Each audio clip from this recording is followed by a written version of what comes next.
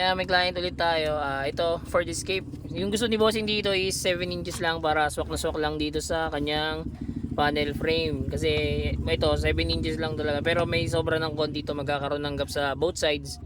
Kaya lang lalagyan natin siya ng filler. Ilalagyan natin para matakpan yung pinaka gap niya. Katulad nito, tingnan nyo. Kung mapapansin nyo, may mga gap siya. Yan, pero yan, tatakpan natin yan mamaya pag naikabit natin yung 7 inches natin dito. Yung pagbaklas nito mga bossing, dahan-dahan lang kasi itong gantong frame medyo madaling mag-crack, kaya iwasan nyo na lang siya mag-crack kasi baka imbis na kumita kayo bayad pa. So yan, tanggalin natin siya. Ayan mga bossing, ayan, Ford Escape 2004-2005 model, yung ganitong model yata ng Ford Escape. Ayan, tapos na kayo mag-install mga bossing, mga diskarte. Ayan, 7 inches Android yung kinabit natin dito para swak lang sa mismong panel frame ni bossing.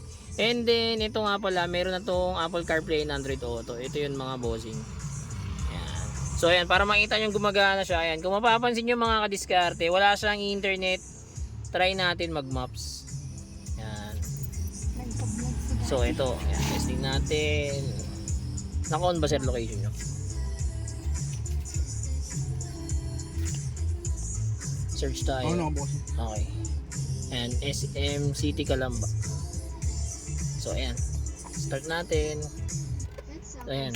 Gumagana siya kahit wala ka. Bossing. Ayan. Grabe yun.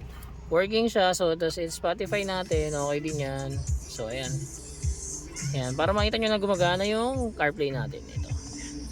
Sa mga gusto pong mag-avail, drop message lang. Don't forget to like and follow na rin. Siyempre pwede ka na rito mag-Waze, Netflix, YouTube, Google Map. Ayan. Spotify meron na rin yan. Ayan. Waze, Netflix. Kung gusto mo mag-Zoom meetings, meron Ayan. din. Ayan. Okay. DM lang sa mga gusto pong mag-avail. Salamat. Ingat. Ride safe sa lahat.